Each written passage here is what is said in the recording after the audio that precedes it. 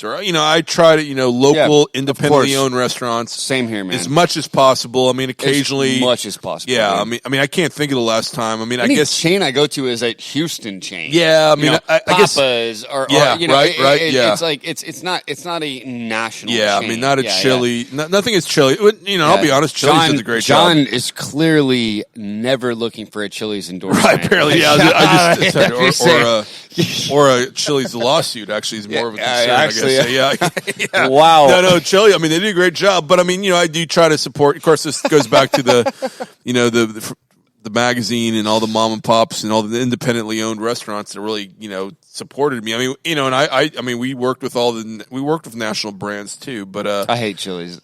Yeah, I well, just want to make it clear. Yeah. No, I mean, I don't hate them, but I mean, I don't remember the last time I went to one. Hate's a strong word. Yeah, but yeah, I mean, try to eat local, drink local, support local, shop local, local and coastal. Local and coastal, I like that. Yeah. But you don't have that trademark? Drink local. I used to have drink coastal or drink. I think it was just drink coastal and I didn't have drink local. I drinkcoastal.com at one point. Think coastal. Yeah, be local, think coastal. Yeah. There's a lot of them. Yeah, but you're right, coastal. though. I mean, it is, I mean, of course, that goes back to even college when, even in my college town, a big old Super Walmart came in and it put out all these, I mean, one Super Walmart could shut down 30 other businesses. I mean, dude. Well, his hardware, it could shut down. I mean, not even just like local businesses, but smaller chains. Walmart comes in, Party City, out. Like, right. Not that Party City's out, but like, but just like, I mean, it literally how do you shuts compete? down. Regional. Well, especially any like little independent party store. Yeah. Good luck, man.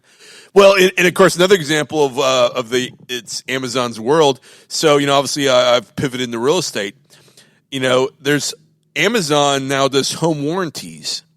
I don't know if you know, but every time you write an offer, you, at least here in the state of Texas, you usually include the seller paying for a home warranty for 1 year for your buyer. Usually it's worth, somewhere around $550. If there's a pool, if the house has a pool, then it's, maybe $750. But I remember all of a sudden at some point a year and a half ago, one of my buyers, I gave him a list of all the home warranty companies. I'm not allowed to steer them towards a specific company. And they go, you know what? That's okay. We're going to go with Amazon. I'm like, what? And since then, I've had like 2 or 3 other buyers go with Amazon, which, and apparently I've checked back on them. Apparently, they do well. I mean, it works well, so, but yeah, Amazon is in the home warranty business. Wow. Like, with this like American Home Shield and all these other companies. Yeah. Amazon warranty, huh? Yeah. So it's Amazon's world, man. Dude, I mean, I get it. I get it. I do. I don't think, I'm pretty sure you can't get a self-propelled surfboard on Amazon yet. Maybe. I mean, no, you can. Yeah, there's a lot of Chinese ones on there. Okay. But, you don't want those. And Amazon works very well with the Chinese. We know this. But, yeah, Jeff Bezos, man. Dude, rock on, man, for him, creating something that we really couldn't have known would become so big. You I remember it was just a bookstore, just dude. A bookstore, brand. And, so I got to say, clap to that, and he really has built something big. But is he the next? I mean, Amazon is the next big thing, right? But like, is it the next big thing? Like, I don't know what's the next big thing. Like right? the next big thing, I mean, we figured out, okay, you can deliver stuff, you can figure out logistics, all this stuff. But like, what's next? We're talking about what they've done and driving up to a grocery store and they literally just deliver your groceries. And I mean, wow, how automatized it's come and ATMs. How lazy we all are now. Well, yeah, but everything's done for us. There's a comedian that's got a routine about that. About Amazon or the food delivery. Actually, they feed you the food too. Yeah. So lazy. Not only you don't leave your apartment. In New just City, literally come in and just feed me. I know. At what point does it become so capitalized that it's it's out of control? Yeah. Again, a lot of people need this, and it's not that Amazon hasn't they've changed the world for the positive. Making access to things that much easier, simpler, cheaper. There's no doubt that they've changed the world. But it's not what's the downside, though, right? Yeah, the downside. Yeah. You know, like, it's not that we're not in a better place, but there are disadvantages to it, and people do get crushed and things. Then, you know, okay, now you can just get, you know, honey shipped to you just like that, instead of like people that actually have, like, you know, bee farms and like create their own honey, and you know, and like have an industry behind this, and now like they cannot replicate that and continue that. And there are like industries that die, and people that old ways and old forms of revenue that do get destroyed by this, man. And you can't like help but notice. The VCR repairman, he's fucked. Amazon Prime Video. Yeah, right. Know, but oh man. And if you're just joining us, you are listening to Weekends on the Water. And we have been talking about all the events coming to the area. Jeff Bezos. No, I'm just kidding. We did kind of pivot to talking about the fact that not only is this the waterfront capital of Texas, but it's also the home of human spaceflight. It's where mission control is. It's where the astronauts live and train.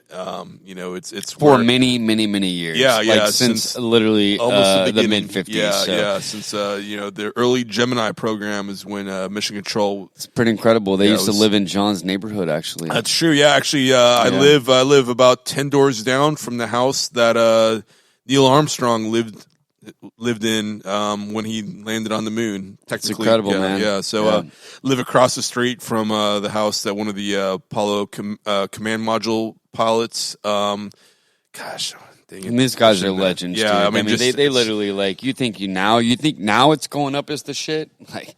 Going that up was crazy the shit. Back then. Yeah, coming down was the shit. Like, I mean, think dude, about that. I mean, still the most coming out in a fucking tin can. The most impressive like, wow, thing that like, mankind has ever done was something that, you know, is kind of based here. Obviously, they launched from Florida, and it happened more than 50 years ago. Yeah, because we just celebrated the 50th anniversary a couple of years ago. Yeah, 2019. I always got to ask myself, John, like, what is the you know, who's got the answer to why they launched from Florida? Why didn't they launch from the Third Coast? Like, why didn't they launch from right down here, from Galveston, from Bolivar? So what was Port Canaveral? Like, why? Yeah. Like, if everything was based here, all the science, the missions, the training, the facilities, everything but the launch pad was based here. Why? Okay, so I'll tell. I think I've got the answer. You know, and first of all, there's probably a lot of people that know a lot more about this than I do. Great question. But FYI. So NASA has multiple launch sites. I can think of 3 off the top of my head. Alabama. Well. Okay. So the 3 I'm thinking of, they do have space centers, and they do have the Marshall Flight Center in Alabama. But there's the one in Florida. There's one in California at Vandenberg Air Force Base, and then there's one in Virginia, Wallops, which actually had a very spectacular explosion probably about 6 years ago. So I do know that 6 years ago. Yeah, I mean there was a really bad. I mean it was an unmanned. I mean nobody died, but it was a crazy explosion. I want to say. Gosh, which company? You know, I know some of the companies here were hurt. I think Nanoracks, which is based in Webster, I think they actually had some cargo on there, some experiments that got destroyed. I mean, it's brutal when that kind of stuff. Of course, something like that happened with a SpaceX rocket in Cape Canaveral not too long ago. Well, more than 5 years ago, probably about 4 or 5 years ago. But anyway, so depending on, you know, and they were about to, right when the Challenger explosion happened in Florida, one of the next launches was going to be the first ever shuttle launch from California. So the point there was it's all about getting into different orbits. But, you know, so and I think the orbit from California was going to be very helpful for the Department of Defense. And that's why it was from an Air Force base, you know, and there were a number of shuttle missions that were basically Department of Defense missions that really still people don't even know a lot about. And every astronaut on those missions was a former, you know, military pilot. You know, Bo Bobko was actually the commander of a couple of them. But anyway, so they actually scaled that back, and they never actually launched a shuttle from there after the Challenger explosion. But the California was going to be that launch site was going to be very useful for getting things in orbit above Russia. But if you look at where Florida, where Cape Canaveral is, and you kind of draw a line across the Gulf, Boca Chica is kind of close to the same like latitude. Yeah.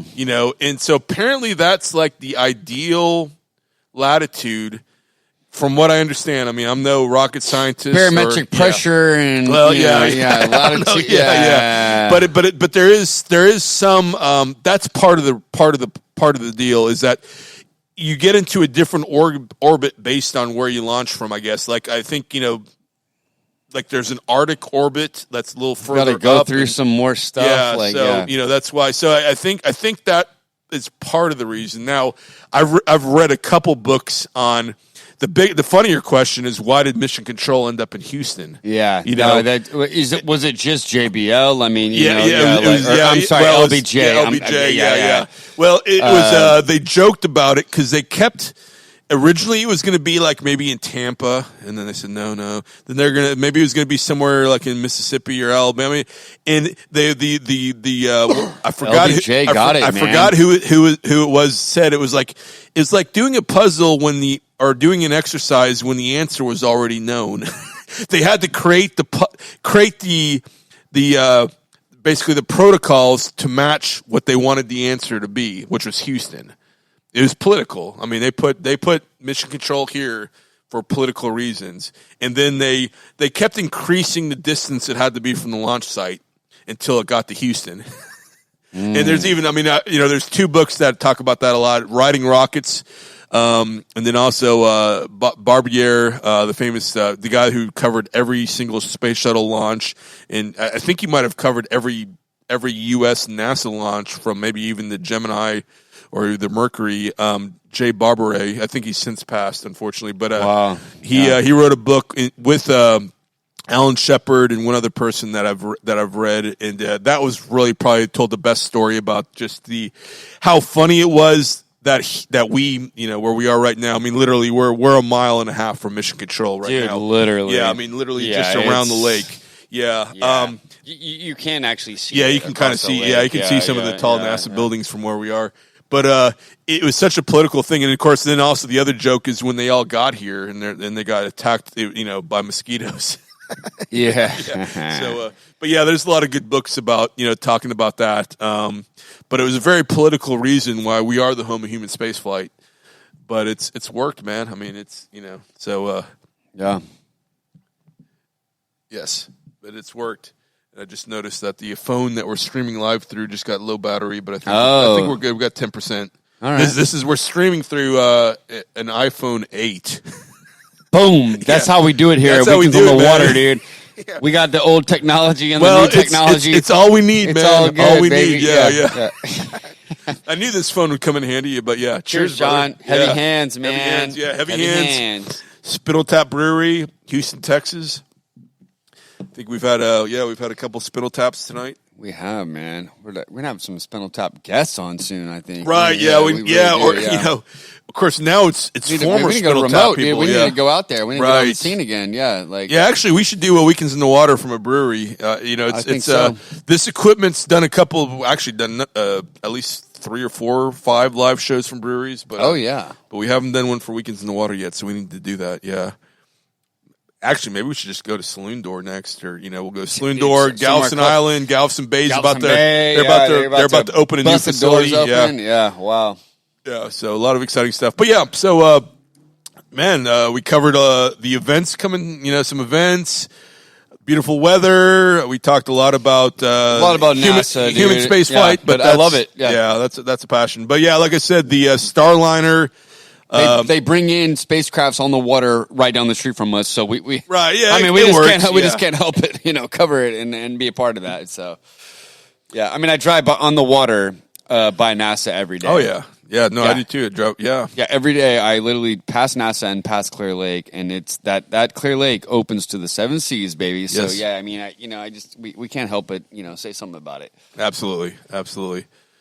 Well, man, I think I know we. We did 2 hours last week. We're trying to break another record, dude. Well, I mean, we're about to hit an hour and a half. We're at, and I'm not sure that we were planning on doing more than 40 minutes, so that's good. I think 40 was our goal. Yeah. So we've done pretty good. Awesome. Well, hey. You've done good, John. I appreciate it. No, you too, man. You are the heart of the show, brother.